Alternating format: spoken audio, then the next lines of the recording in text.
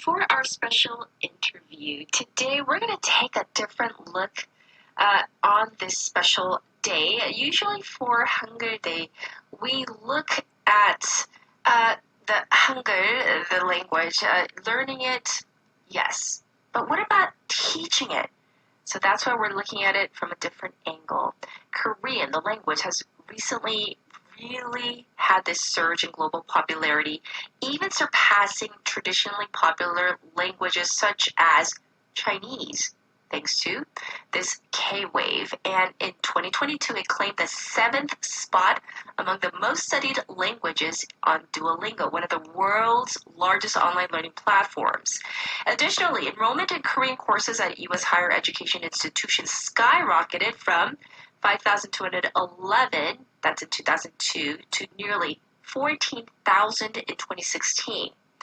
But, as we know, Korean reading maybe easier, but really understanding, not so much. So that's why we have invited Kim Ji-hye, who is a Korean tutor from 한이재미, which is an online language school, to provide us insight into actually teaching Korean. Let's say hi to her. Hi, thanks for joining us.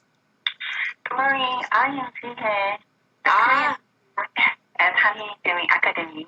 Yes, welcome and happy 한글날에 to you.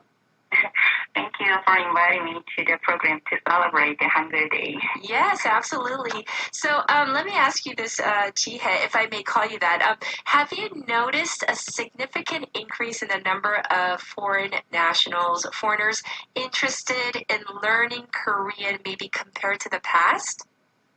Okay. As you all know, today is Hangul Day. Before today, we started the interview. I want to talk about another person who we should remember. Is it okay? Sure. Yeah, he is Gansong. I think there are a few people who know about Gansong. After the creation of Hangul, King Sejong tasked his servant with producing a manual known as the Haribon. However, this invaluable document remained confined to historical records, failing to be passed down through generations and casting doubt on Hangul's originality. And in 1940, during Japan's rule in Korea, Haribon was discovered in Andong. Despite the dangers involved, Gansong took it upon himself to secure this national treasure. He purchased the Haribon, preventing it to sail to treasure dealers at a substantial cost of 10,000 won. It was very considerable fortune at the time. Without Gansong's intervention, Haribon may have been lost to history. While King Sejong is widely recognized, Gansong remains an unsung hero who safeguarded numerous national treasures. So let us remember and appreciate the significant contribution of Gansong. No, thank you for letting us know. So it's not just King Sejong, but also Gansong as well. So thanks for bringing him up as well. So back to my first question. Can you tell us about the increase in the number of non-Koreans who are interested in learning Korean compared to the past? Oh, yes. The most noticeable change is the increase in the number of topic applicants. The number of applicants for the topic test increased by 5 times to 720,000 in 2022 compared to 2012. It has increased 5-fold in 10 years. Yeah. Wow, so that is significant. So what factors do you think contributed to this trend? In the past, most people tended to focus on K-pop, but nowadays, interest in Korean seems to be growing with various factors. The representative elements are Korean songs, dramas, sports, and beauty. That is an undeniable fact. In addition, more people are learning Korean to get a job in Korea. I think these things are further increasing interest in Korean. Yeah. Right. So it's just beyond K-pop now, definitely. In your opinion, what makes the Korean language more challenging compared to other languages? There are so many difficulties that students feel learning Korean. Among many things, I want to say pronunciation part. Basically, Korean has 14 consonants and 10 vowels. If you add a compound consonant and vowel, it's 40 letters. So there are more sounds to pronounce than other languages. In the case of a consonant, there is a plain, hard, and aspirated sound. The reason why pronunciation is important is that the meaning may change depending on the strength of pronunciation.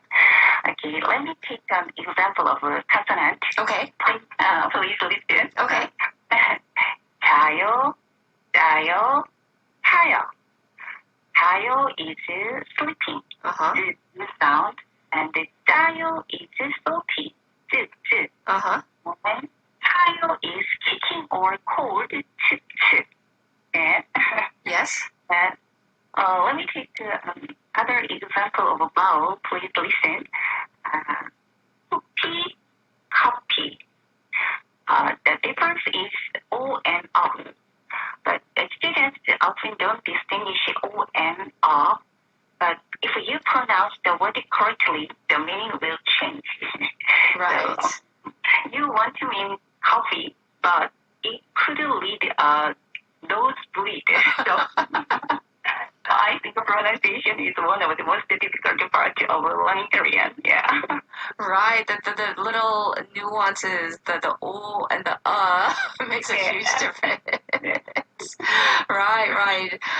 So, do you think there are specific nuances culturally or even etiquette considerations that foreign learners of Korean should keep in mind to maybe enhance their communication and interaction with native speakers? Yes. There are many things to consider.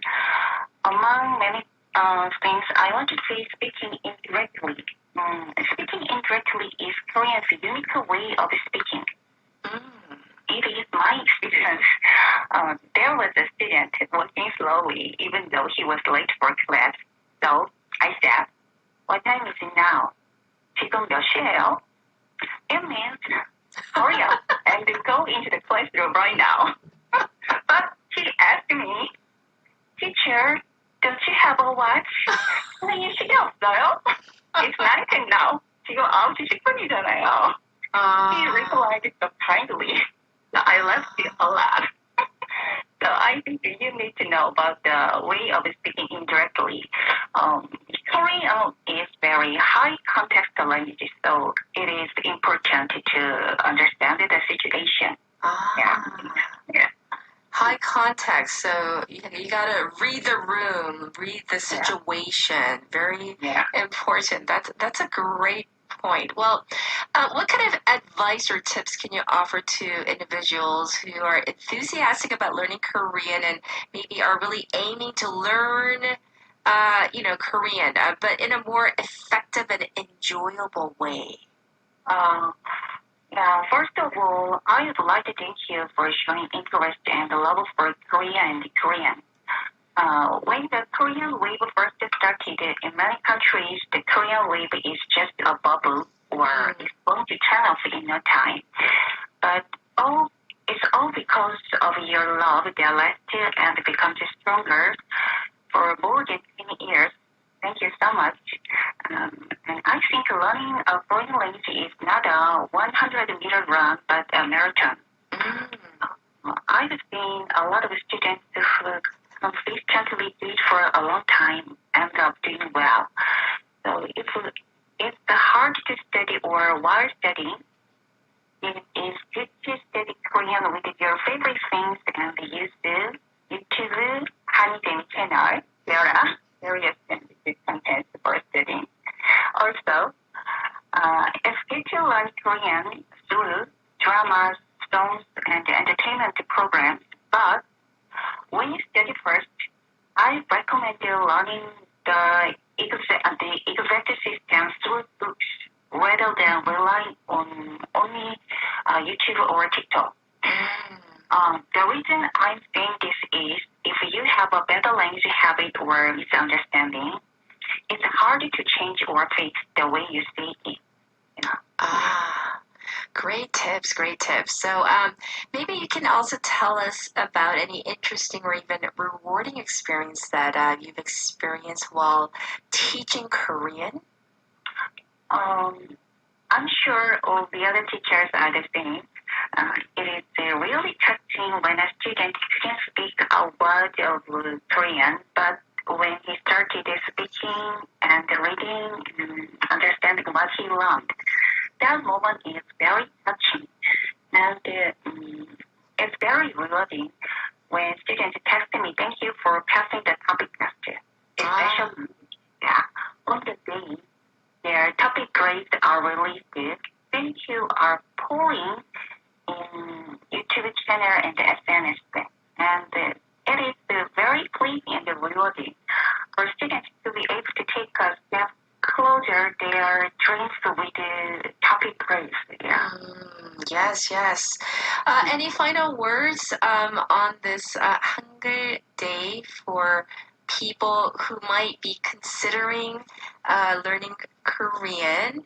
And you can say it in Korean. 한국말로 하셔도 되고요, 선생님.